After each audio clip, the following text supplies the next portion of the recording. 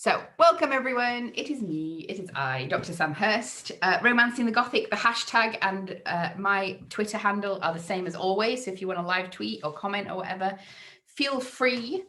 And today we're going to be looking at the British 18th century Sublime.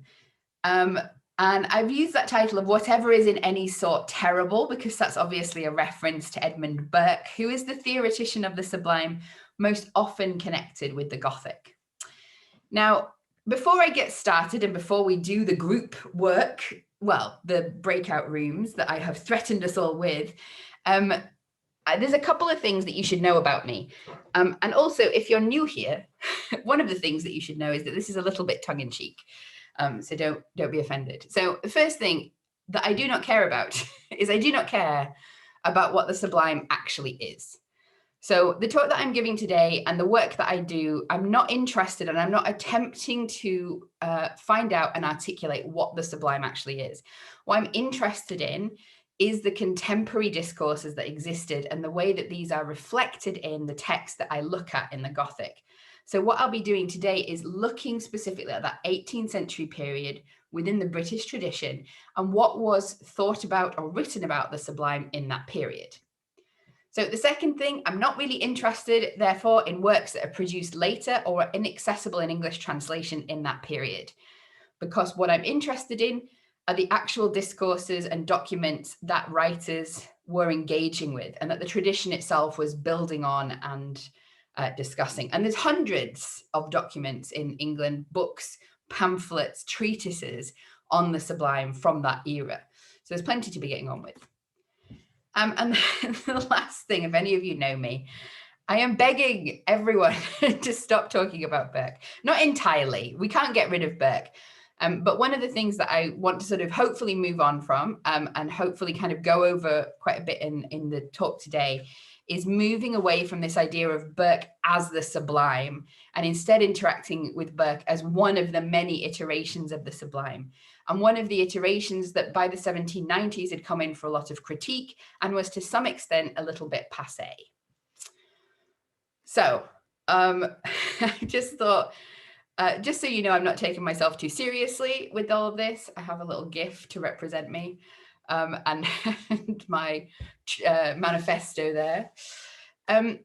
So these kind of images are the images with which you might be familiar when you're thinking about or trying to articulate or start to address what the Sublime is. Now, these paintings are both from the late 19th century, but they are quite a good sort of visual articulation, as it were, of what we often associate with the Sublime as it appears in the 18th century. And particularly as it appears within the early British Gothic. So this is just kind of a starting picture to get us thinking about the topic. And this is where I'm going to send you off, as I threatened, as I said, not threatened, because it's not going to be a terrible thing. We're going to do some separation off into breakout rooms. So if you've only just got here, I'll just reiterate what I've already said. In the breakout rooms, you don't have to participate. If you want to, you can participate in the chat. You can participate by speaking. I won't be recording that section, but if you don't feel comfortable and you just want to lurk, that is completely fine as well. What I'm wanting to use these rooms for is to find out sort of where you're at, what you're thinking about the Sublime, and also find out about the questions that you have. So I'm going to send you away for probably 5 to 7 minutes, because the feedback this morning was 5 minutes wasn't quite long enough to really get into the discussion. But the question I'm asking you to talk about is, what do you know about the 18th century Sublime? So if you're not very familiar with the different discourses of the Sublime as they evolved in 18th, 19th, 20th and 21st centuries, don't worry too much about that sort of time reference there. But thinking about the Sublime perhaps and the Gothic as you understand it and from that early period, what is your understanding, or what do you know about, what do you think about the 18th century or that early discourse of the Sublime, or this kind of represented in this picture perhaps here a little bit? And the second thing I'm going to ask you to check in with each other about, and then hopefully be able to report back to me, is if you have any questions or what questions you have about the Sublime and the 18th century as we're going into the talk today. So it's a time for you to chat a little bit freely without me hovering in the background going, well, have you thought, eject myself from the equation for 5 minutes.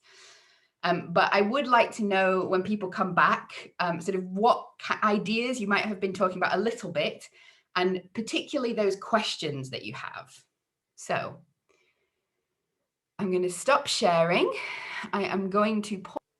So we're going to be talking about the origins of the sublime, and specifically sort of the roots of the sublime in this treatise by Longinus, or attributed to Longinus, of Perihypsis, and apologies for my translation, for my accent there, which is translated usually as On Elevation or On the Sublime, which is an ancient treatise located or sort of dated back to about the 1st century AD. Now, it kind of came to prominence through translation in the 17th, but then particularly in the 18th centuries. The first major English translation, as you can see here, was Of the Height of Eloquence, translated by John Hall in 1652. And then you have the incredibly influential translation with its introduction, which really kind of set up, as we'll discover, this idea of the sublime as a category, and this discussion of the sublime as an aesthetic, by Nicolas Boileau, and apologies again for my accent. But the one that really sort of set it off within Britain and really saw it taking root, and particularly the sort of phrasing of the sublime, was the translation by William Smith in 1740, On the Sublime by Longinus. Now, as that title, the translation of the John Hall, suggests, what this original treatise was primarily looking at was not the things that we perhaps maybe associate with the sublime, i.e. these depictions of a sublime nature, but rather it was a focus on rhetoric and on the oratorical. So the way I'm going to be structuring today's talk primarily is by looking at these different forms of the sublime that were discussed in detail in the 18th century. In the first half, before the first break, we'll be talking about the rhetorical and the literary, and then we'll be moving on in the second and third sections to talk firstly about the natural sublime, or the sublime in nature, and then the moral sublime. So let me take you first to the rhetorical sublime. Now, Longinus outlined what he considered to be the 5 things essential to the creation of the sublime in rhetoric, namely a boldness and grandeur of thought, the pathetic, or that is that which rouses emotion in the hearer. And then there are 3 sort of rhetorical categories here: the skillful application of language, noble and graceful expression, and dignity of composition and structure. Perhaps more important, though, in terms of the sort of long-standing influence of Longinus and the conception of the sublime, is what he discussed as the effect or manifestation of the sublime. So for Longinus, he notes that the sublime is a just, grand, and marvelous thought that strikes with like lightning, with a conquering and resistless flame. It appears beautiful either in the plain or the figurative style, and admits all of the ornaments of languages, yet needs none of them, but commands and triumphs in its own native majesty. It carries all before it by its own strength, and does not so much raise persuasion in the hearer or reader as throw him into an ecstasy and transport him out of himself. We admire it at first without considering, and upon mature consideration, we're convinced that we can never admire it too much. It defies opposition, envy, and time, and it is infinitely advanced above cavil and criticism. So I've highlighted in red some of the key components here, but just to hammer it home, we have this idea of the sublime as something that is irresistible, something that is overpowering and takes immediate effect by acting specifically upon the emotions, not going via reason, but almost bypassing it. In terms of sort of the discussion of the rhetorical style here, Longinus is saying that there is not a single specific style of the sublime, that it can be both plain or figurative. But another key aspect of it is what we find in this last sentence to some extent, this idea of the transporting nature of the sublime. So we find that the sublime for Longinus, if he finds that it transports not his soul nor exalts his thought, that it calls not up into his mind ideas more enlarged than what the mere sounds of the words convey, it is not the sublime. So key to this experience of the sublime, in whatever form, but here he's obviously talking about rhetoric, is this idea of transportation and exaltation. Another key sort of factor of this, which is quite often underlined in sublime theory, is that it's a simultaneous moment of exaltation, as our mind expands to encompass or to touch the transcendent, gaining a sort of a sense of our own, of ourselves as being able to move beyond or even exist beyond the purely physical or material. But there's also a simultaneous moment of a recognition, a sort of self-annihilation in the face of that which is so much more infinite, powerful, or awe-inspiring than us. So it elevates and transports the listener. Now, in terms of Longinus himself, and these are 2 points that become sort of contested debates within the history of the sublime. So he is arguing that the sublime is an image reflected from the inward greatness of soul. That is, that it to some extent is dependent upon the speaker, that it's not simply a matter of content or even of rhetoric, but also depends on the grandeur of the speaker's soul and is a reflection of it. The other sort of point that becomes, again, a point of discussion within the 18th century is this idea that we find in his conception of the sublime, of that link between sublimity and virtue, that genius can never exert itself or rise to sublimity where virtue is neglected and the morals are depraved. So this is sort of the origin point, as it were, of the sublime.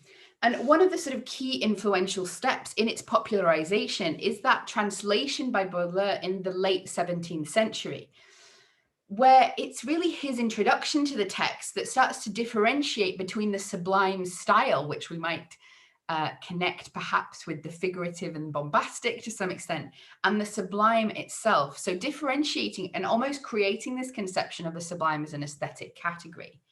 Now, Baudelaire himself, you may know him more from his work on neoclassicism, and he had an emphasis borrowed from that on simplicity. Although, of course, the sublime is a discourse which rose up sort of in competition with the neoclassicist and Augustan emphasis on order and form. The sublime is that which moves beyond order and form usually. But for Baudelaire, there's an emphasis on simplicity. And for him, the sublime is not simply about the discourse itself, or his interpretation of Longinus is that sublime isn't just about discourse, but it's something manifested in and through discourse, not an objective property of the discourse itself. So it's not about simply what is said, but it's to do with context, content, and then who says it, how, why, and when. Key to the sublime, of course, is this idea that it must elevate, ravish, and transport us. And that for Baudelaire, it contains the extraordinary, the surprising, and the marvelous. And in that way, it's opening the mind and taking us beyond the limits of ourselves. Again, we find this emphasis on the elevating and overwhelming. But here he's noting that the elevating and overwhelming effect on the reader is a result of the transmission or communication of the writer's grandeur of soul, which constitutes the force or power of sublime writing. So this is Baudelaires' interpretation of Longinus as identified by Robert Doran there. So if we have this conception of the sublime coming from Baudelaire, we have sort of competing debates to some extent between theoreticians. And for Baudelaire, he takes the only religious example from the Longinus of a sort of a divine rhetoric and uses it as sort of a paradigmatical example of sublime rhetoric, and that is the fiat lux. So if you're not familiar with that, that is from Genesis, and it is the let there be light. So for him, it's the epitome of sublime simplicity.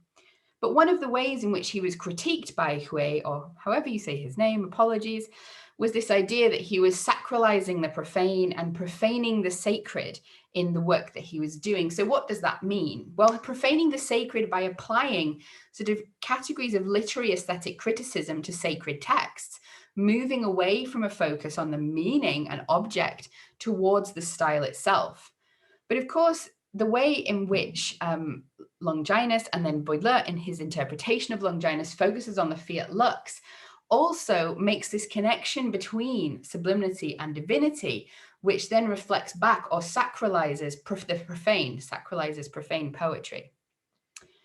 For Hewitt, this fiat lux is not a good example of the sublime because it's too simple to be the sublime. For him, there are 4 forms of the sublime, depending on the sublime of words, of expression, of thought, by which he means that sort of interaction between orator and listener, and that idea of the spirit taking fire from spirit, and this emphasis on the sublime of things itself.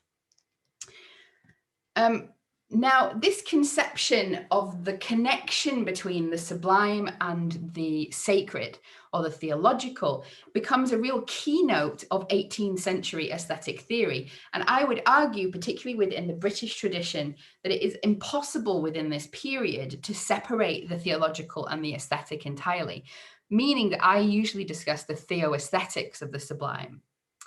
Now, the example that I've chosen here, as you may be able to guess from that meme, is from Fordyce. You may know Fordyce's sermons. And what he is doing in his writing on preaching is making this connection between sublime rhetoric and divine speech, or divinely inspired speech. So he says here his description of what he wants from preaching. And you can see, although he doesn't use the word sublime, that he's very much echoing the language and ideas that we've seen as being definitional to what the sublime is.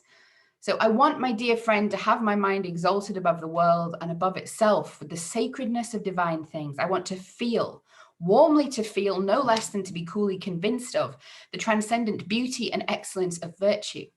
I want to be suspended and awed as with the presence of God, to sink into deep prostration before him, to be struck with the majesty of his perfections and transported with the wonders of his love. So somebody asked in the questions at the beginning why we're really seeing a rise of the sublime in the 18th century. And in part, we have that sort of counter narrative to the Augustan and the neoclassical, which will obviously become the root of the Romantic kind of rebellion and focus on emotion.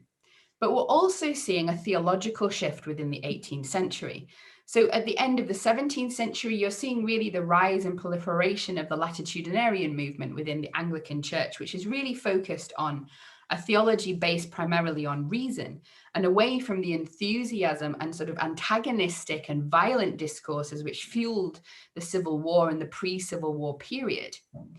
But then within the 18th century, you're getting a return to this conception of the importance of emotion in the religious experience and in the communication of religious truths. Now you're seeing that reflected more widely in the evangelical revival, such movements as the Methodists at the 1740s. But you're also seeing it in more prosaic or Anglican preachers such as Fordyce, which we who we have here, discussing the necessity almost of sublimity in preaching, and this necessity of emotion and emotional connection or passion and enthusiasm as a tool of transmitting divine truth. So the other sort of point to draw from Fordyce here is this idea of what the sermon essentially does or should do, that it should be a sort of imitation of the great artist of life and nature. So the rhetorical sublime should basically, in its form and its content, be imitating divine speech, or the divine speech of creation. The great artist of life and nature, who at once charms our senses by the wonderful apparatus and decorations of his works, astonishes our imagination by the immense variety, infinite complication, and yet marvelous regularity of his machinery, informs our reason by the simplicity and coherence of design which runs through the whole, and lastly, who interests and agitates every affection by the amazing subserviency of every single wheel and movement of the vast machine to strike and delight us. So before we sort of move on, I just want to sort of clarify and think about the fact that this rhetorical sublime, when we're talking about the rhetorical sublime, we can be focusing on different aspects of what makes it sublime. We can be thinking about the source, as with Longinus's emphasis on the person speaking, on the content itself, and on the effect. And it's those last two which really Fordyce is interested in. Now, one of the problems and critiques that we're going to get of this combination of sublime rhetoric and religious discourse is based on this idea of the effect being used disassociated from a truly divine content, but brushing against a divine content in a way which is close enough to deceive. So we are seeing in this period as well an anxiety creeping in about the rhetorical sublime and the threat of enthusiasm as manifested in religious movements such as Methodism, but also in the rise of sort of, particularly towards the end of the century, the apocalyptic sort of almost sects that you get coming together, or apocalyptic movements. Now, William Duff is here writing in defense of enthusiasm in his essay on original genius. And here he's sort of prefiguring and articulating the argument that would come really to the fore in the romantic imagination of the sublime, with enthusiasm considered as a sort of divine inspiration and as part of an original genius, this original sort of creative power and sort of self-transcendence of the human.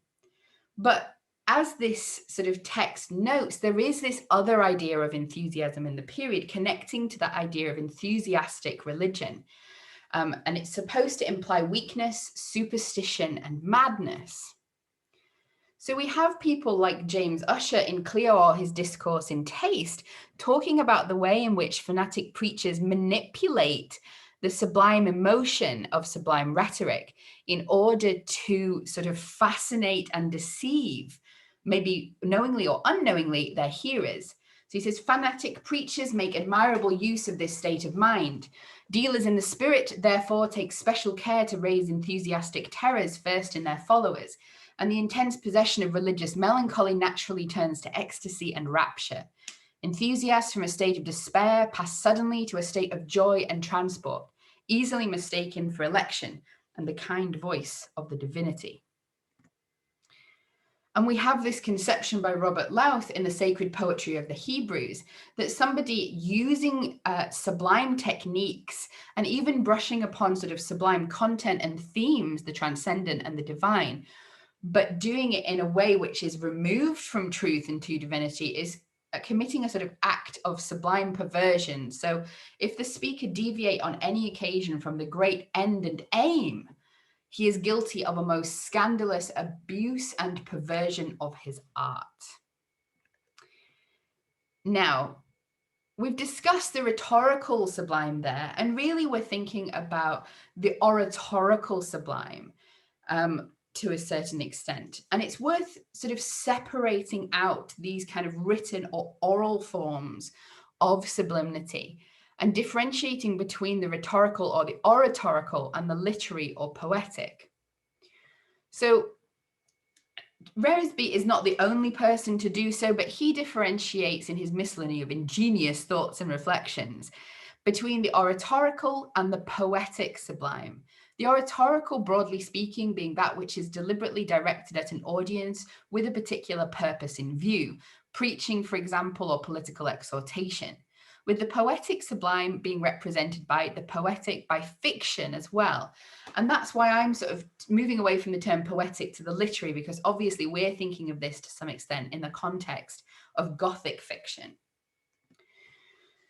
So these debates around the literary or the poetic sublime are also kind of intersecting with other popular discussions and debates of the period, encapsulated here by Edward Young's differentiation between two types of creation, imitation and original genius. And in this discussion of whether imitation or original genius is more truly sublime, namely, is imitation the kind of mimetic representation of reality usually conceived of as through the plastic or visual arts? And how does that weigh against the original genius of writing, which not only draws from kind of mimetic representations of reality, but wanders beyond the mimetic into the realms potentially of the unspeakable and the transcendent? But by original genius, also creating new combinations and ideas from known objects as well. And this debate then again becomes part of a debate in discussions of the sublime as well, about the extent to which either art or nature are more sublime. And particularly early on, but in a lot of discussions, you find critics and theoreticians siding with nature as more inherently sublime. For the Earl of Shaftesbury and his characteristics, nature is a truer form of the sublime. And again, we're finding very quickly, moving away from the deism of Shaftesbury, that the predominant arguments about this are all going to be inflected by religion and by the theological. So for Fordyce, nature will always be more sublime because both nature and fiction may have authors of original genius, but nature is always going to have the greater author, for it is the first author, the divine author. For Louth as well, sort of building off this, you have the idea of the rhetorical, the literary and the poetic and the oratorical as only a pale reflection of a greater truth. And for Gilpin, the famous theoretician of the picturesque, we have this idea of God's creation can only be imitated by man. However, he adds this extra note that the sort of art and literature will only ever be an imitation, but it can more consistently perhaps give pleasure than the real thing. Now, when we're moving on to Burke, we are seeing some sort of headier claims for the actual sublimity of art, or more specifically, the literary form emerging. So Burke says, for we find by experience that eloquence and poetry are as capable, nay, indeed, much more capable of making deep and lively impressions than other arts, and even that nature itself in very many cases. So here he is suggesting that poetry and literature essentially can add more because we move beyond the mimetic into these other realms. Similarly, he's sort of building on the work of the earlier theoretician Joseph Addison. So Joseph Addison is right at the beginning of the 18th century, and Burke towards the middle, and obviously the latter half as well, where Joseph Addison has said that nature is more sublime than art, but nature plus art and design is greater than the imitation of nature. So he's thinking about literature as greater than the plastic or visual arts potentially, because the textual offers a pleasure beyond nature, because it offers not only the pleasures of what is contained in nature, but also of imitation and that sort of appreciation of good imitation, but also of imagination as well. So in these discussions of poetry and its interconnection with the sublime, a key feature of this idea is that for poetry to be sublime, it must be engaging with the reason, the passion, and the senses. So we're again seeing, as with the oratorical or rhetorical discourse, this emphasis in discussions of the sublime on emotion as a really key to effect. Now, again, I'm going to bring us back into the realm of the theological, and you certainly see this as a key bent in discussions in the early to mid 18th century, even going on into the later 18th century, about what sublime poetry would actually be. Now, John Dennis was working right at the end of the 17th and beginning of the 18th century, and he notes that poetry is possible without the divine, but the most sublime poetry is divine. He says that he has never said that there can be no poetry without religion, but does affirm that only religion gives the occasion for the best, greatest, and most exalted poetry. And that the Christian religion alone can supply a poet with all that is sublime and majestic in reason, all that is either soft or powerful, either engaging or imperious in the passions, with all the objects that are most admirable to the senses and consequently most delightful. So for Dennis, arguably, the sublime itself is rooted within the divine and the theological as the truest form of the sublime, and almost the pattern as well of the sublime, which becomes in other instances a form of imitation of this true or divine sublimity. Now, one of the things worth noting with Dennis, and it's something that I'm going to come back to throughout my talk today, is this idea of poetry and the sublime particularly relying upon the passions. And he moves into a discussion of the sublime when he talks about poetry raising not just the common passions, but the enthusiastic passions. And the thing that I really want to sort of hammer home about John Dennis and what's important about his work, and it is influential and repeated in a lot of theoreticians, is this conception of the multiplicity of the sublime and its origins. So for him, there are enthusiastic passions beyond terror and horror. Indeed, admiration, joy, sadness, and desire can all lead to enthusiastic passions as well. And these enthusiastic passions are most justly and reasonably raised by religious ideas, that which show the attributes of the deity or relate to his worship. So again, we're going back to that idea of the theological, of the divine and the sublime as broadly figuring as sort of synonymous, or not synonymous terms, but overlapping terms, and the sublime essentially as the aesthetic of the divine. Now, for John Dennis as well, he is suggesting that art has a purpose. The great design of arts for him is to teach, but specifically it is also to restore the decay that happened to human nature by the fall, by restoring order. So for John Dennis, sublime poetry reflects the divine. It also allows for people to engage in sort of communication with transcendent truths, but also acts not only as a point of revelation or of teaching, but actually as an instrument of writing the fall, essentially. That poetry or literature, by combining these kind of sublime emotions and representations with forms and structures which contain and guide them, we are getting a harmony back, which was destroyed by the jagged edges of the fall. Now, David Morris has looked at this overlapping of poetry and the sublime in the 18th century. This isn't simply appearing in theory, but is widespread, with religious poetry having a sort of renaissance in the period, and also featuring strongly or relying strongly on sublime rhetoric or sublime techniques. And he notes 4 different types of religious poetry: the paraphrase, eschatological poetry, poems on the attributes of God, and poems of imaginative devotion. And it's this idea of eschatological or poetry based on life after death, and specifically, as we see in the picture, on the Judgment Day, that is sort of one of the main sources of and producers of the sublime poetry, or the literary sublime. Now, he also points backwards in time to before the popular rise of sublime discourse, discussing the ways in which this idea of sublimity and these sublime depictions were occurring already in sacred texts. And particularly, he notes this idea of the use of the sublime in Thomas Burnet's well-known and influential conception of the sacred theory of the earth, where we have the flood, as Burnet describes it, becoming sublime because it involves the mysterious terrors of Christianity.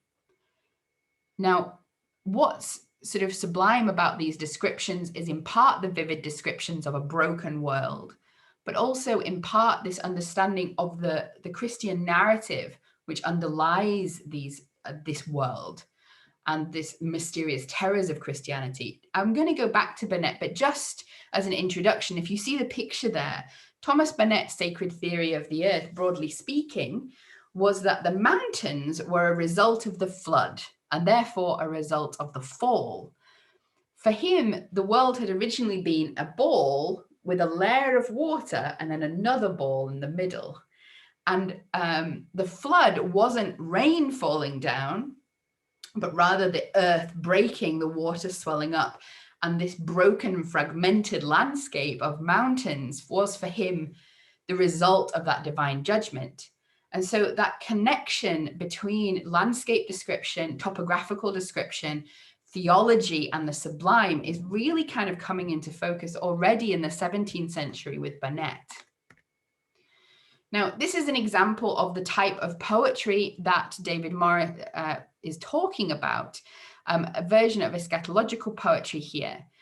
Thomas Leyland noted that there is no grander or more awful subject on which a writer or speaker can be employed than of the deity executing his justice publicly and sensibly upon his offending creatures.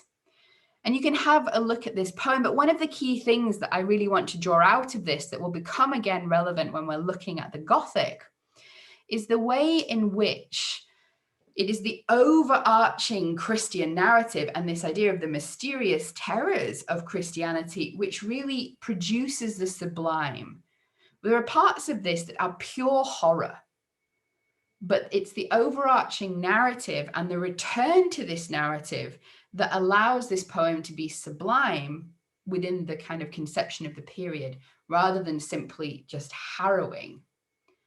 So if we look from the second column and we see this kind of depiction of hell, see the graves open and the bones are rising, flames all around them, hark the shrill outcries of the guilty wretches, lively bright horror and amazing anguish stare through their eyelids while the living worm lies gnawing within them. Thoughts like old vultures prey upon their heartstrings, and the smart twinges when the eye beholds the lofty judge frowning and a flood of vengeance rolling afore him. Hopeless immortals, how they scream and shiver, while devils push them to the pit wide yawning, hideous and gloomy, to receive them headlong down to the centre. Stop here, my fancy. Away, all away, ye horrid doleful ideas. Come, arise to Jesus, how he sits godlike and the saints around him throned yet adoring. So these depictions of hell border on the horrific, but this return to this kind of narrative to the judgment seat above and to heaven puts this within a broader framework of a salvation and judgment narrative, which allows this to be sublime rather than simply disturbing, although you might just go for disturbing nowadays. So before I finish this section, I'm going to sort of move away briefly from the theological and thinking about the narratological, and when we're thinking about the sublime in a fiction that we are reading. Now, this is my own taxonomy, but it's built on the discussions that are happening in the period. And one of the reasons that I think it's useful to present a taxonomy like this is because when we talk about the sublime in fiction and in the Gothic, we quite often conflate these categories. And there are key differences in what they are, but most importantly, in the effect that they can have on the reader, for example. So a primary experience of the sublime, as I would depict it, is the unmediated experience of such circumstances or situations as can be presumed to be sublime: an avalanche, walking on a terrifying bridge like that. The lived experience of obscurity, power, false infinity or infinity, confrontation with vast natural features, and the attendant experience in emotions, however we classify those, whether it's as danger, terror, or awe. The real sublime is available extra-fictionally, so in the real world, if you're on a bridge like that, for example, but it's also available within the bounds of the novel, but it's limited to the characters. A reader can never have a primary experience of the sublime through reading. So an example of this primary sublime experienced by a character is that of Elena's perilous journey up the mountain and across a narrow bridge in Radcliffe's The Italian. So she is essentially entering the sublime and directly experiencing it, as we see in this passage here, where there's a very effective bit of dwelling on her moving through this mountainous precipice with the thundering strength of the waterfall, and then the road crossing it. So the road was carried high among the cliffs that impended over the river and seemed as if suspended in air, while the gloom and vastness of the precipices, which towered above and sunk below it, together with the amazing force and uproar of the falling waters, combined to render the pass more terrific than the pencil could describe or language can express. So there's this idea of the primary experience of the sublime always moving beyond what language is capable of. But we're also seeing here this emphasis on what this primary experience of the sublime produces, namely this experience of dreadful pleasure. And also we see Elena forgetting her misfortunes, this idea of this primary experience of the sublime taking you in a certain sense beyond yourself. Now, the secondary experience of the sublime is a mediated experience of the sublime, so not the direct experience that Eleanor just had. So this can be in the extra-fictional world. It can be an experience of the natural sublime at a distance. So this is the difference between being in the middle of an avalanche, primary experience, and seeing it from a safe distance, secondary experience. You can have a rhetorical experience of the secondary sublime because, for example, if you're listening to a sermon, you're always listening to a mediation of the divine. And you can also have it within the literary. So how does it appear in the literary? Well, the secondary sublime for the reader is the rhetorical experience of the characters, or the narratological, I suppose, experience of the character's real sublime experience. So basically, the character is experiencing a primary experience of the sublime, and the reader is brought into this experience through the narratological techniques. Now, usually these narratological techniques will involve a building of images and a narrowing down or a focalization onto the point of view of the main character. So the example that I've chosen here is Vivaldi's stretch in the Prisons of the Inquisition, with an emphasis here really on the terror sublime of Burke and obscurity. Also this sense to some extent of infinity and enclosure at the same time, and of touching on the world of the demonic as we have it here. But as you can see from this passage, we are very much closed into Vivaldi's experience, so that the reader, as Vivaldi is taken through a series of passages with limited perception, unaware of where they're going, into a sort of continual mystery, into continual sort of fear. So we have this depiction of the passages, but then the inquisitors coming past, and you're very much placed within Vivaldi's perspective in that room. And you're also, you enter into his consciousness, so that Vivaldi could not look upon the grave cruelty or the ferocious impatience, just as you can't, because he didn't. Their countenances severally expressed, without reading in them the fate of some fellow creature, the fate which these men seemed going even at this moment to confirm. And as they passed with soundless steps, he shrunk from observation, as if their very looks possessed some supernatural power and could have struck death. But he followed their fleeting figures as they proceeded on their work of horror to where the last glimmering ray faded into darkness, expecting to see other doors of other chambers open to receive them. So your experience very much echoes Vivaldi's. Like him, you can't take your eyes off these figures because he doesn't. And like him, you never see that other door open. You're taken to the edge of seeing it, but you never get there, just like he doesn't. So the secondary experience of the sublime can create secondary kind of or mediated emotions of terror, fear, or awe in the reader.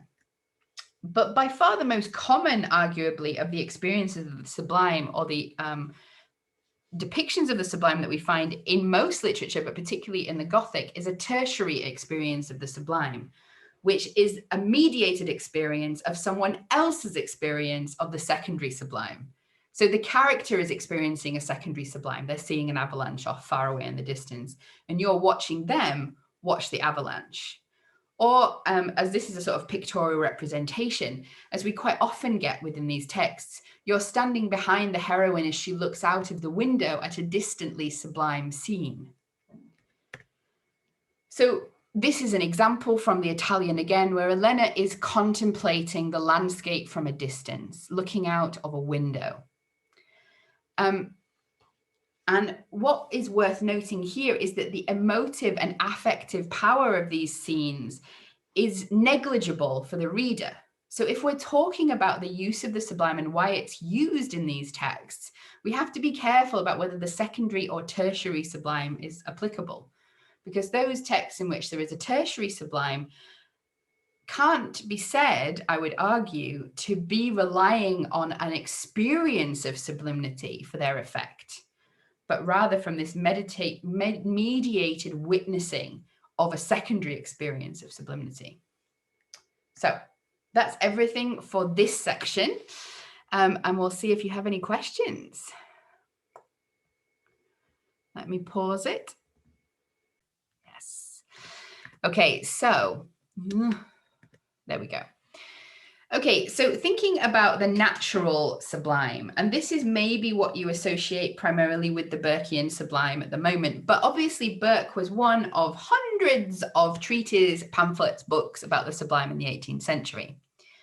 Really, if you're thinking about where this intersection of the natural world and a very specific intersection or allusion to this discourse of the sublime from Longinus, you're going to find that in the work of John Dennis, and particularly in this excerpt from his Miscellanies in Verse and Prose, which was included his journals of his travels in the Alps.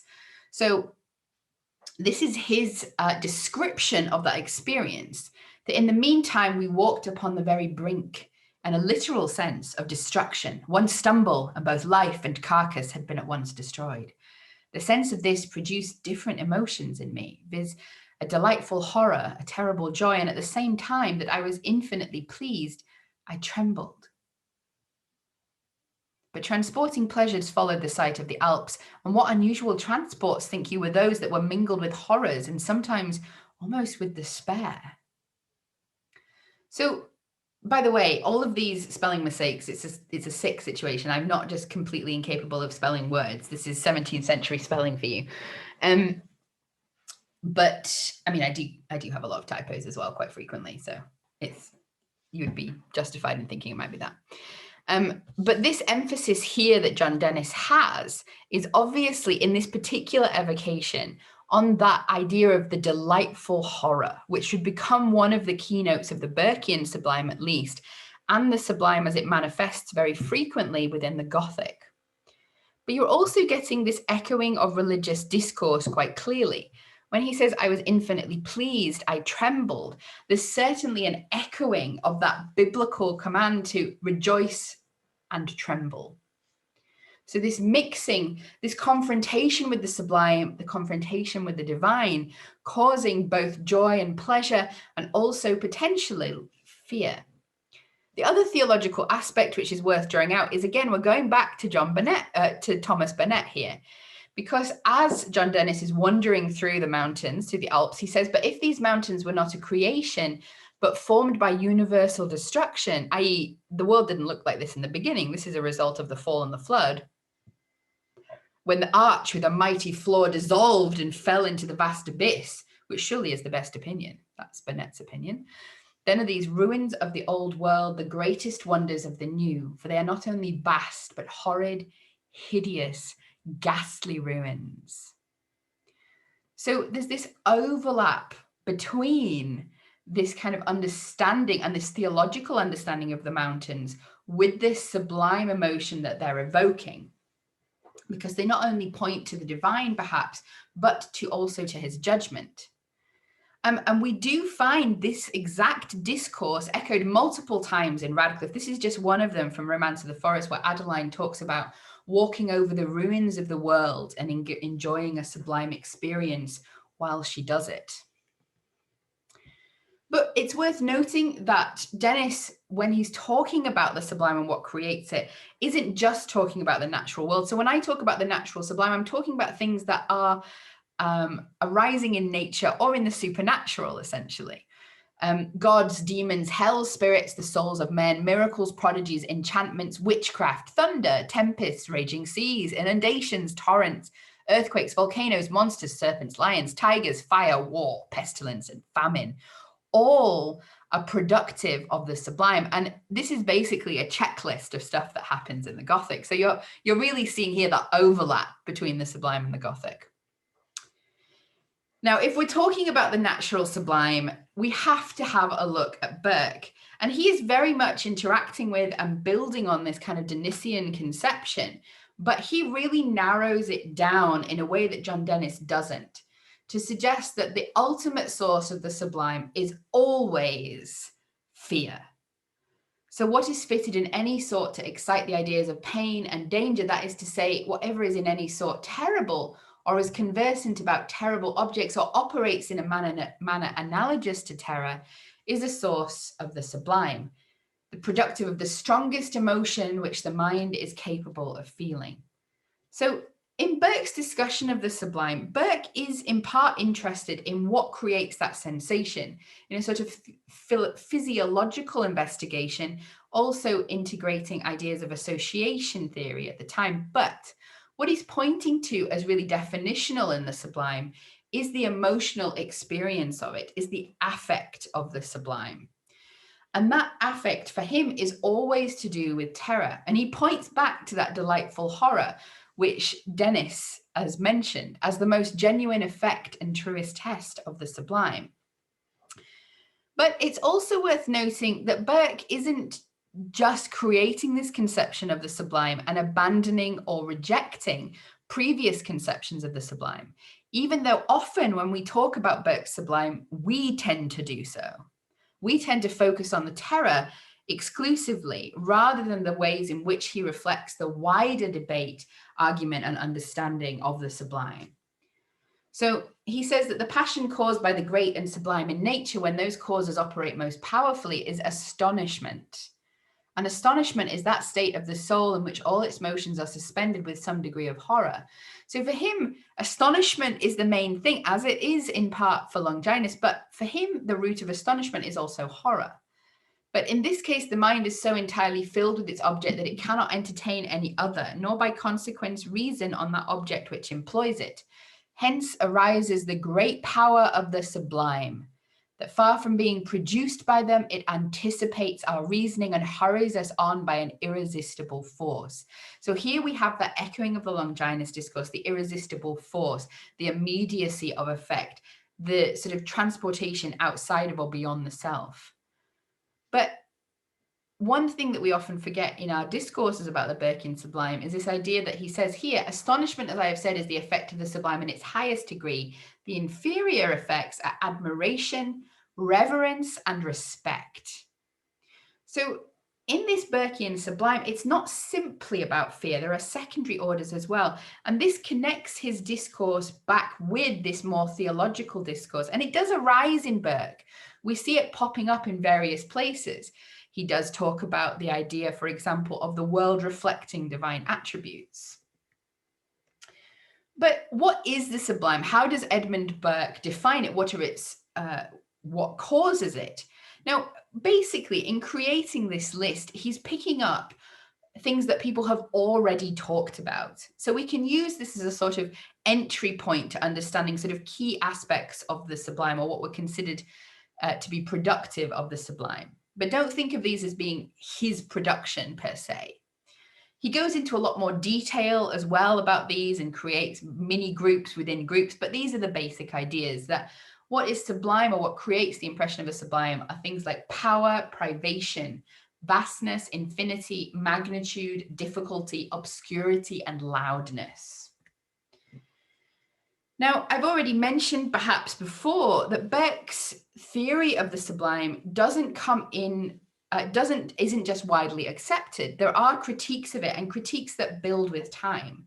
And one of the sort of the key places from whence these critiques came was actually from women theorizing the aesthetic. Now, I could have picked a lot of other people as well, but I've picked 3 sort of women working on this, in part because they were also involved in the first 2, at least, in the development and writing of the Gothic. So we're seeing the points at which the Burkean sublime and the Gothic sublime are perhaps becoming slightly distanced from each other, potentially. So Anna Letitia Barbel, in The Pleasure Derived from Objects of Terror, is talking about the way it is differentiating between sort of natural causes of horror or terror and supernatural causes. So the difference between finding a dead body and witnessing a ghost. And notice that this is the pleasure, the sublime is the pleasure constantly attached to the excitement of surprise from new and wonderful objects. A strange and unexpected event awakens the mind and keeps it on the stretch, where the agency of invisible beings is introduced to forms unseen and mightier far than we. Our imagination, darting forth, explores with rapture the new world which is laid open to its view, and rejoices in the expansion of its powers. Passion and fancy cooperating elevate the soul to its highest pitch, and the pain of terror is lost in amazement.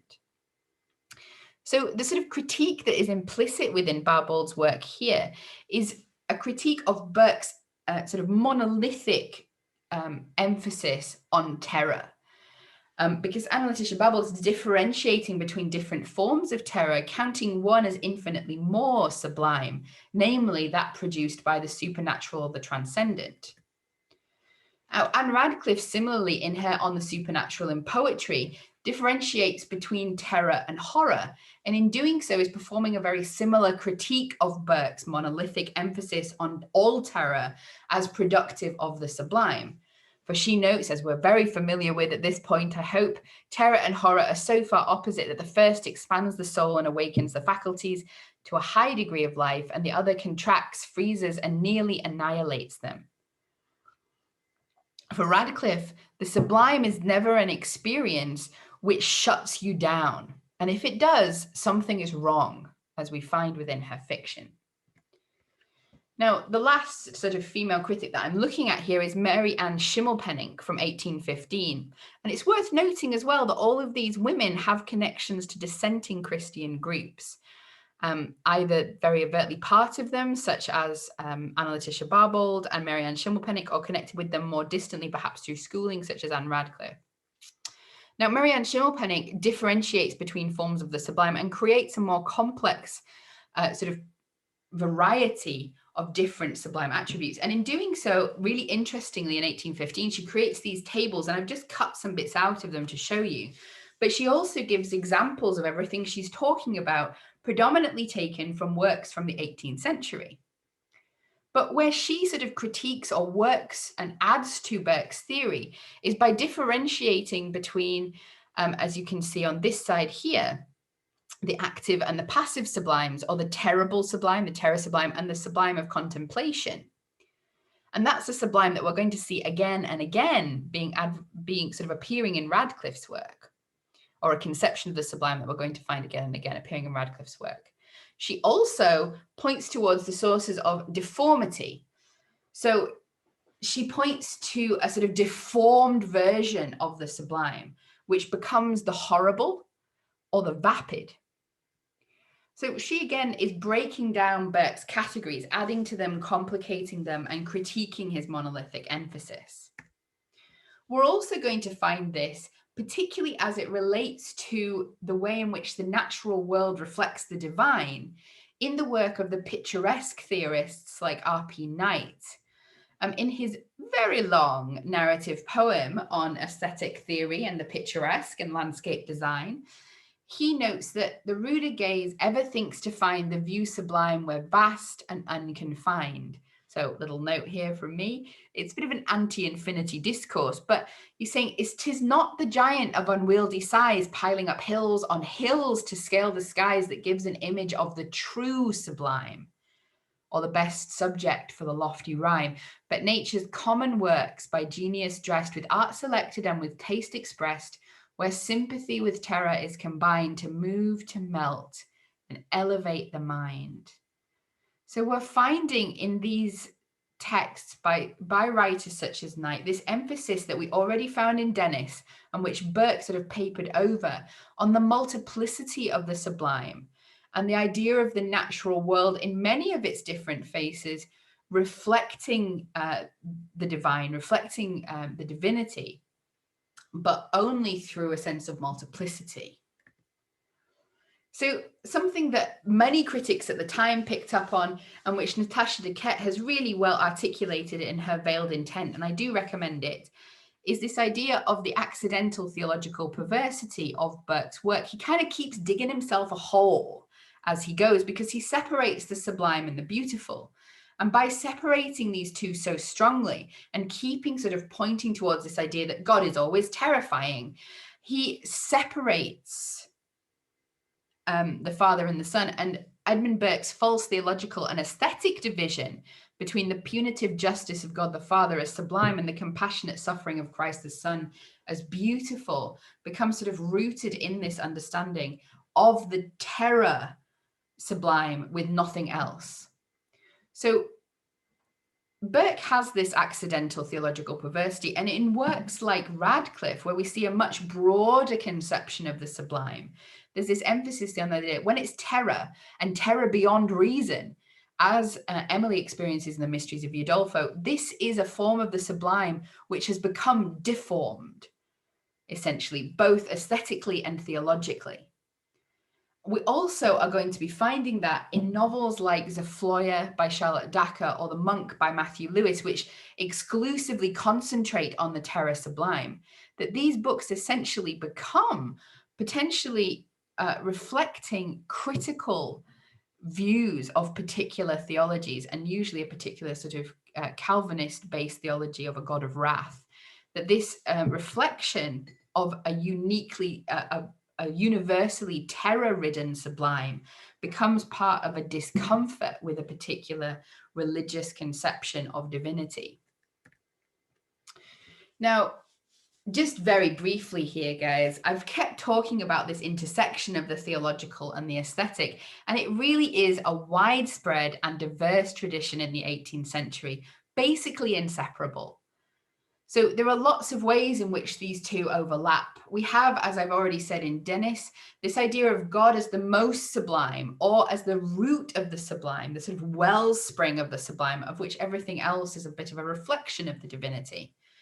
The idea as well, of course, of the natural world as sublime, and a sort of self-reflection of the divine as creator or designer, or even reflecting the attributes of God. We have, as we've already looked at with the Burnett and then in the Dennis, the idea of this sublime imagery reinforcing an idea of a ruined or fallen world. Also, in terms of that contemplative sublime that we sort of vaguely looked at there, or quickly looked at with Miriam Schimmelpenninck, we have this conception of a contemplation of the sublime can lead not only to knowledge of the divine, but lead to virtue itself, and recognizing our own connection to the deity and the immortal nature of man as part spirit, a reflection of the divine. We also have this idea of the inbuilt sense that is able to appreciate the sublime and the beautiful. And this is an idea that I'm going to come back to in a second, but it's an idea which is involved with some kind of very debated philosophical and theological ideas about the seat of virtue and the connection between virtue and emotion and taste in the 18th century. Now, many of those kind of conceptions that we looked at are about the world's ability to reflect the divine and this kind of connection between the sublime and natural theology.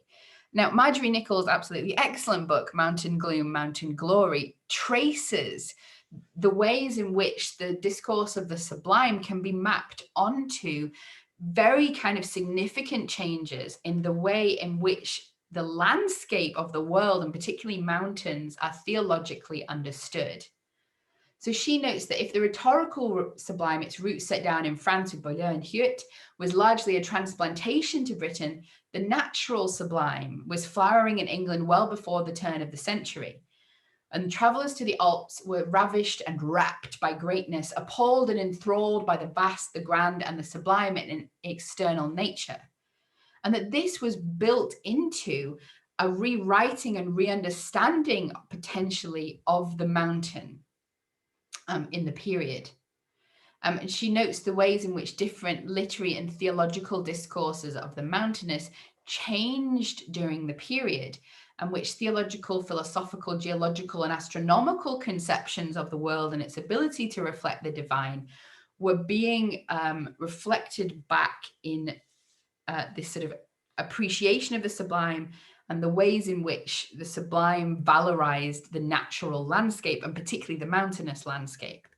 So she points to the importance of understanding the Lord's controversy in digging into this relation between natural theology and the sublime. The Lord's controversy, she notes, is basically this idea of, was the world that God created topographically similar to our own, or was it destroyed by the fall? Now, this is all based to some extent in the translation of the specific Bible verse, Genesis 3:17. This cursing of the ground, either for your sake or for your work. The idea of whether when we fell and were cursed and original sin and universal damnation occurred, universal corruption, is that limited to the human, or does that also extend to the natural world? Now, texts like Thomas Burnet's Sacred Theory of the Earth had it expand to the whole natural world, whereas a sort of contradictory text would be John Ray's Wisdom of God, in which he talks about the world as it is now being basically how it was at the beginning, and the mountains particularly being part of God's divine plan for, among other things, forming natural barriers between countries. But why is it important whether the world reflects the divine or not, or whether the world was fallen or not? Well, because that impacts on the way in which it reflects the divine. Because if the world is fallen, to what extent can it ever accurately or undeceptively reflect divine attributes? It can only ever potentially be partial or perverse. And what does it reflect? Can this fallen world reflect some things about God, such as his nature as the creator and sustainer of his power, for example? But then what individual attributes can it more accurately depict? And does it create a sort of perverted or changed conception of God as creator, sustainer, and of his power? So that's one of the theological debates which we're finding echoed in Sublime Discourse and being interacted with by writers such as Radcliffe. Another sort of key idea is that one connected to the sort of the idea of the indwelling sense or taste that allows you to appreciate the sublime. And this connection between discourses of sublimity, sensibility, and virtue in the period. Now, Isabel Rivers, in her Reason, Grace, and Sentiment, has laid this out in great detail. But notes that the discussion of the origin and nature of an internal moral sense, a part of which was the recognition of the sublime, was part of a complex debate, and the representation of this sense, the representation of those who talk about there being an indwelling sense that recognizes the sublime, is aligned with Lord Calm's, David Hutchison's, and Adam Smith's emphasis on a human nature divinely constituted and a moral sense which is effectively a divine implantation.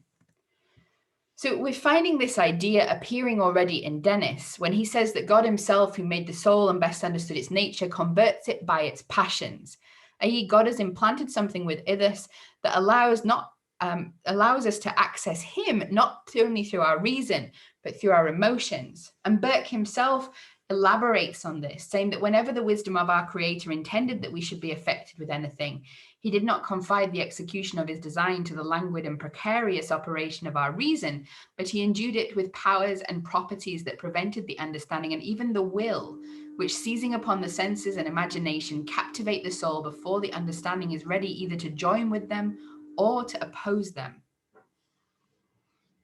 Now, one of the things with this idea of an indwelling sense or taste is how that reflects back on conceptions of free will and determinism within the theological. Now, Andrew Chignell and Matthew C. Holtman have laid out 3 different forms of the religious sublime, talking about the conversional, the corroborative, and the transformative. The conversional converts you to a different form of religious belief. The corroborative merely affirms what you already know. And the transformative leaves your core beliefs the same, but will transform one aspect of them. As we see, for example, in the case of Blanche in the Mysteries of Udolpho, when she accesses the natural world for the first time after leaving the monastery, she gains a differing conception of what true worship is, but retains her basic Christian faith. Now, something that's worth noting in the Gothic is that the conversional simply does not exist. One of the main marks of the villain is the fact that they are unable to appreciate the sublime, usually. And one of the marks of the heroine or hero is their ability to mark it. There is occasionally a transformative sublime, but it is normally corroborative. It acts as a sort of guide to who's virtuous, but also acts for them as a form of comfort. The place where we find an idea of the conversional capacities of the sublime is not perhaps in the Gothic, but rather in parodies of the Gothic and of the sentimental novel. And the example that I've got here is from Justine on the Misfortunes of Virtue by the Marquis de Sade. So after all of her misfortunes, so Justine was the virtuous sister who did not want to have sex before marriage and refused to do so, and then had a series of more and more terrifying events occurred to her where she becomes responsible for a variety of crimes almost against her will and becomes the victim as well of sexual sadists. At the end, she reunites with her sister, who at the beginning of the novel was very willing to engage in sex before marriage, and has now got a fairly good life with a lover or husband, and everything seems to be going well. So this is towards the end of the novel, and right at the end, Justine is standing at a window and she gets hit by a bolt of lightning. A blazing thunderbolt reaches her where she stands in the middle of the room and transfixes her. So what's really interesting here is the way in which the language of the text deliberately reflects the language of Boileau's translation of the original French. And I'm not going to read it out for you there, but you can have a look at what I've written in the Boileau translation. The effect of the sublime is described as, and in de Sade's description, it's described as. So you're seeing the echoing of language there. And the names are wrong in this bit because there's various different versions. But the sight of this example of destructive sublimity has a transforming effect on Justine's sister, Juliette, who reads the event as a form of divine revelation. She then rejects her lover and plans to move to a convent, talking about that appalling stroke was necessary to my conversion in this life. It was needed for the happiness I dare hope for in another. So essentially, this idea of the conversional sublime does not exist either really within the novel of the sensibility or of the Gothic as it arises in the 18th century, but becomes a point of parody in the libertine novels of somebody like the Marquis de Sade, who is mocking both the conception of the conversional sublime and also more broadly religious kind of conceptions themselves. Now, to finish this section, this is just a sort of a very brief collection of examples of the use of the term sublime in Radcliffe. So I've gone through a number of different manifestations of the natural sublime and how it interacts with different arguments. And as you're seeing these quotes, you can think, I think, about which ones you believe that they reflect. I'm not going to give you what I think about them because I think you can interpret them in a lot of different ways. But what it certainly does show is Radcliffe's much wider conception of the Gothic, of the sublime, than it being the terror sublime of Burke. So we have Saint-Hubert used to repeat some of the sublimest passages of their favourite authors. There was a pensive tenderness and sublime contemplation. The scenes of nature, those sublime spectacles, the long mountain vista sublime beyond anything that Emily had ever imagined. Thought and cultivation afford a sublime pleasure in the taste they create for the beautiful and the grand. Her eyes were often wet with tears of sublime devotion and solemn awe. Sublime emotions of pure devotion gradually elevated his views above this world and finally brought comfort to his heart. What becomes increasingly clear in all of these examples is that the sublime for Radcliffe is not simply the terror sublime. And where we find the terror sublime with nothing else, it's usually a form of perversion, of a perverted sublime associated with the monstrosity of Udolpho, for example, or it becomes a sort of representation of Emily's unbalanced and unharmonious mental state. So, second set of questions.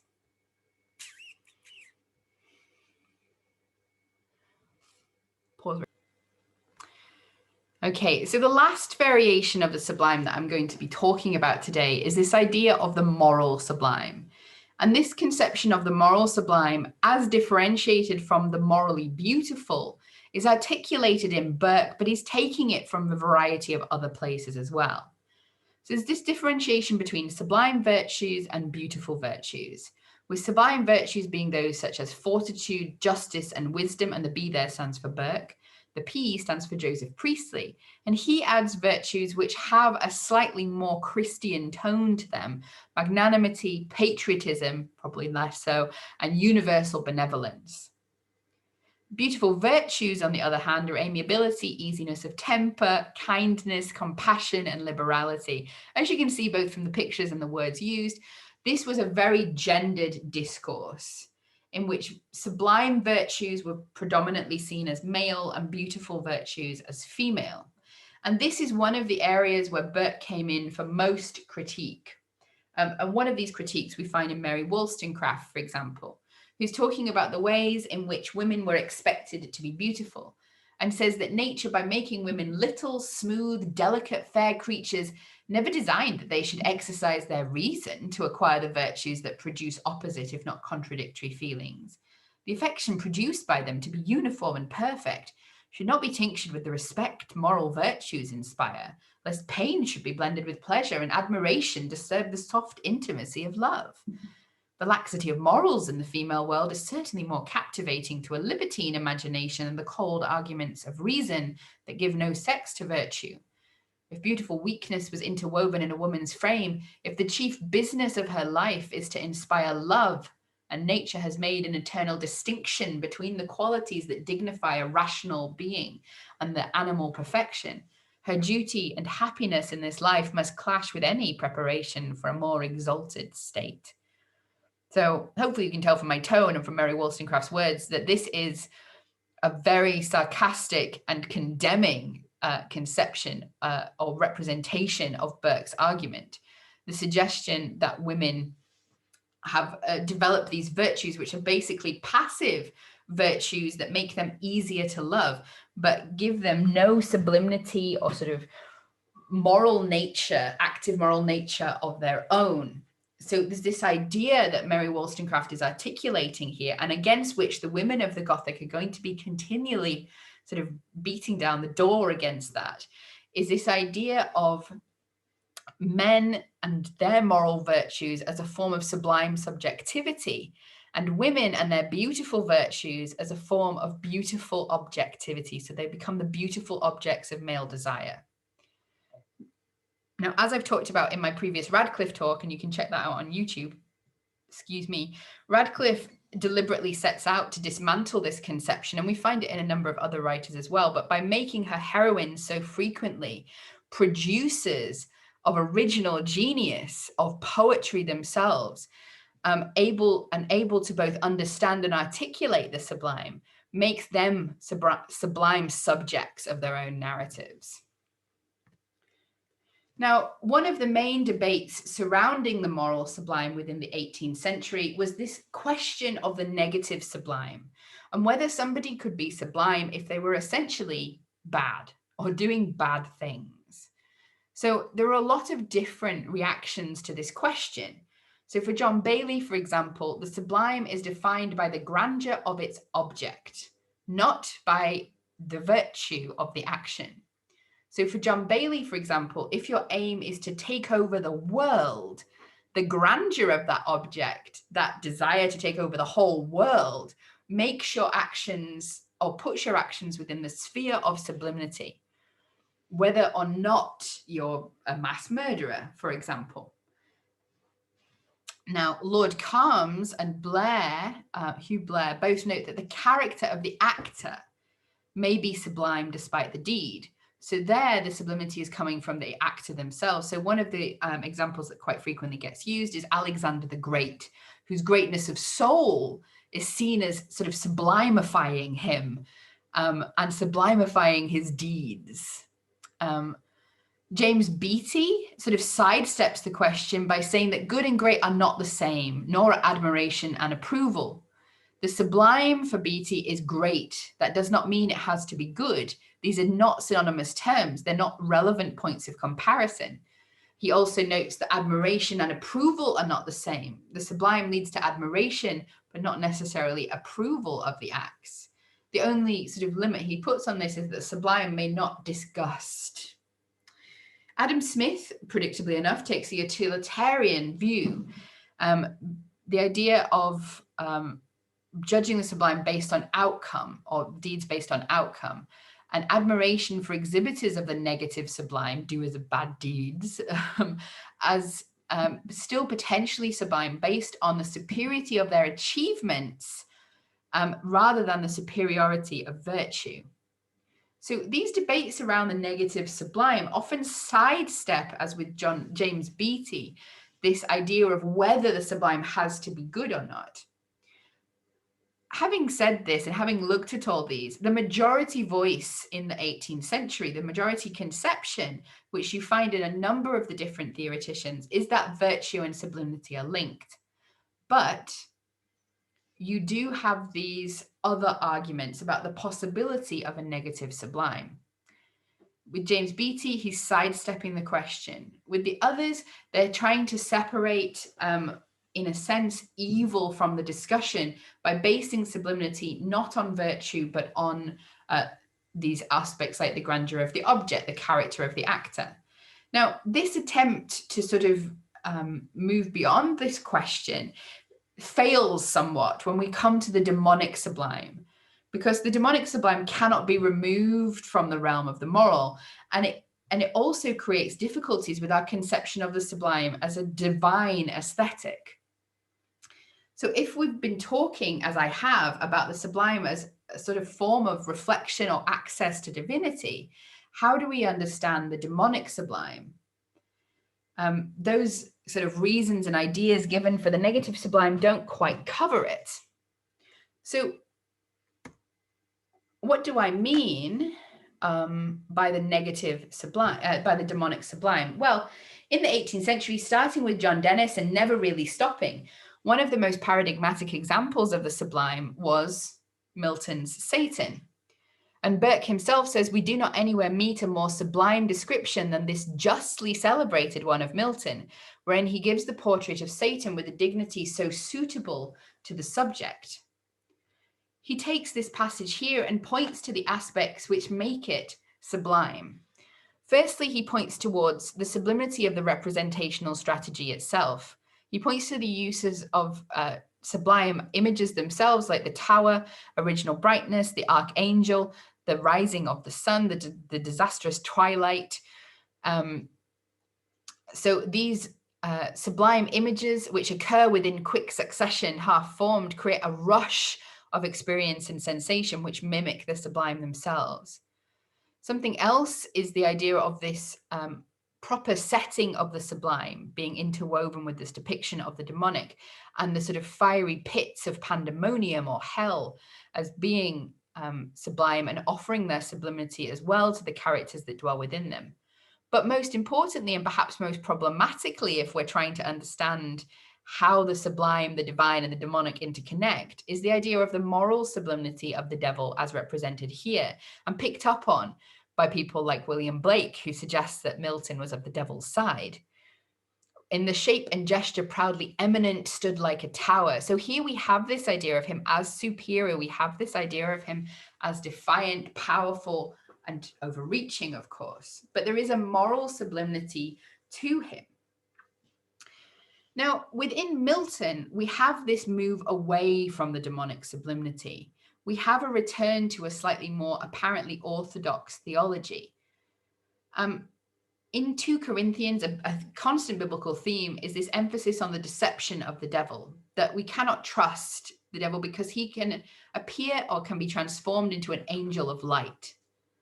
So in a text like Milton's Paradise Lost, we have the revelation of the falsity of this sublimity, that it is his disguise, as it were. It's a false self-representation. And by the end of the poem, you have a very different image of Satan, which has been chipped away at. He becomes the worm, but we've already had revealed to us his malice and his petulance almost, but various qualities which tear down this sublime image that is created for him and he creates for himself in the first 2 books. Now, this idea of the problem of the demonic sublime, when this does not happen, when you don't have that revelation at the end of the falsity of that sublimity, was sort of very familiar to and commented on by reviewers in the period, as we see in this Hebrew review of Cain by Byron. He says, he talks about the depiction of Satan, that he is imbued with all beauty, wisdom, and the unconquerable daring which Milton had assigned him, and which may reasonably be supposed to belong to a spirit of so exalted a nature. But His arguments and insinuations are allowed to pass uncontradicted or are answered only by overbearing force. Nor is the intention less apparent nor the poison less subtle, because the language employed is not indecorous, and the accuser of the Almighty does not descend to ribaldry or scurrilous invective. Here, this idea is that the devil has been portrayed sublimely, and that sublime depiction continues to the end and is never revealed as false by the text. And this sort of theoaesthetic design of the text allows for the things that Satan has said, the challenges to religion, to basically stand. They're not eradicated from the text because the devil's sublimity is not eradicated from the text. So when we're thinking about the demonic sublime, this can manifest in various different ways. It can manifest in the perverted rhetoric, and perverse here, I mean the perverse rhetoric, the twisted rhetoric of the devil himself or of the text, as we find in Cain. It can be a representation of a perverted representation or a perverse representation of the demonic itself, as we see in the sexy Satan statue, or a perverted self-representation of the demonic as purely divine. And there are two options. This perverse self-representation or perverted self-representation can be revealed by the text, as we have in Milton, and therefore we have a form of perverse sublimity, where that sublimity of the devil is revealed to be false, and the sort of problematic or challenging theological conceptions of the text are theoretically evacuated by this removal of sublimity. But we also have the possibility of authorial perversion, as we find in Cain, where the continuing sublimity of the devil points towards a sublime perversity, a theological perversity, or a theological rebellion. So how does this apply to Gothic novels? As I've said here, Milton, this discussion always goes back to Milton is not a form of sublime perversity, precisely because of the greatness and elevation of his religion, which removes the devil's sublimity at the end of the text. So how does this apply to Gothic text? So let's have a quick look at Zafloya by Charlotte Dacre, and this idea of whether she is of the devil's party, as Kim Mickershaw relates. So of course, Zafloya is the narrative of Victoria Loredani and her descent into crime, murder, etc., tempted by Zafloya, who is actually the devil in disguise. Now, in this text, as with the monk, there is a moment of revelation where the devil's beauty is revealed to be false, but not his sublimity. In fact, as the text progresses, we see an ever-increasing association of the demonic with the sublime. So we have, for example, in that first passage, when Victoria is looking for Zafloya, she has to go to the most sublime area of the woods. The deeper, more gloomy the solitude, the more likely you are to find Zafloya. And Victoria herself, as she descends into a sort of demonic, a sort of human demonism, as she becomes increasingly demonic, she becomes increasingly associated as well with the sublime. We have here her wandering through the landscape with the foaming cataract fearlessly and deciding to remain for a while, as she has become more and more comfortable with and identified with the sublime itself. Now, it's worth noting that this, of course, is only the terror sublime. So the devil becomes increasingly sublime, as I've already noted, until we reach the very end of the narrative, where we have this revelation of the falsity of his beauty. No traces of the beautiful Zafloya remained, but we have his revelation of his true self in the most sublime or elevated location on the summit of a mighty rock, surrounded by a sublime, an audial and visual sublime, which is overwhelming for both character and reader. Now, this sort of theoaesthetic coding of the narrative, in which the devil's sublimity is never removed, points towards perhaps a more transgressive reading of the theological underpinnings or foundations, or the moral foundations and underpinnings of the Zafloya novel, but it's perhaps even a little bit more ambiguous than that. So in this final scene, we have the devil crying out, "Thus hath my triumph been richly completed. Thou art at once betrayed and cursed, and the glory of thy utter destruction is mine. Thus," with a terrible laugh he pursued, "thus do I now perform my promise to thee, saving from future worldly ill." As he spoke, he grasped more firmly the neck of the wretched Victoria. With one push, he whirled her headlong down the dreadful abyss. As she fell, his loud, demoniac laugh, his yells of triumph echoed in her ears, and a mangled corse she was received into the foaming waters below. So what we have here is a division between the truly demonic and the human demonic. So Victoria's pathway has been, as she becomes more criminal and more monstrous, she becomes more sublime. But this is all completely removed from her at the end of the narrative, where she, like Ambrosio before her in The Monk, is thrown down to a horrible death. But at the same time, the devil arguably becomes even more sublime. As she falls, she is surrounded by the audial sublimity of the devil's apparent triumph. But is this a demonic triumph or a demonic failure? How are we to understand this aesthetic coding? Well, there are a couple of things to factor in here.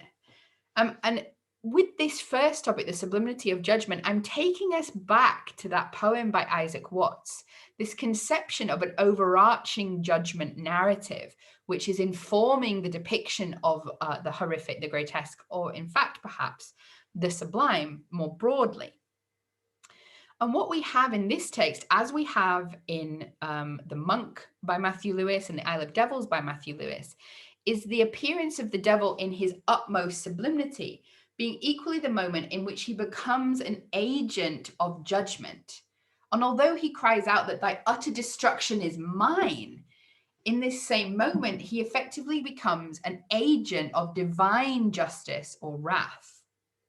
So there is this problematic here, or this tension and ambiguity about what he's saying about himself and what he's and what we are understanding through the text, or the role that he is effectively taking on. And it's worth noting that although he becomes more sublime here, seemingly, it's only a partial form of sublimity. This is the terror sublime and nothing else. It's a borrowed sublimity, the remains of the archangel fallen, a partial sublimity removed from all those other aspects of the sublime, which authors like Radcliffe, Dennis, Addison, Needler, all of them were discussing. The multiplicity of the sublime, the multiplicity of the divinity is removed, and the devil becomes simply a sort of the owner of a perverted form of sublimity, which is only ever partial. We're also seeing here in this scene a peculiar echo. So Victoria's long and torturous death replays Satan's own fall, encoding within itself the falsity of Satan's claim to defy heaven by playing his own loss of power and sublimity on the body and soul of his victim. And so we have arguably a really interesting and intricate theoaesthetically coded ambiguity. A devil who is triumphant and defeated simultaneously, rebel and agent, a demonic reflection of a god of wrath, and a demonic antagonist to a god of justice. So what I would argue, perhaps in relation to texts like Zofloya and The Monk, is not that we have one single definable theological position, but rather that these reflect the theological ambiguity of their writers and of the period, the mixture of doubt, confidence, critique, and belief, which we find in the period. So hopefully that's all been understandable, and you, like the corgi here, have reached the end of your journey. Bye, Julia. So yeah, that's it, everybody. Stop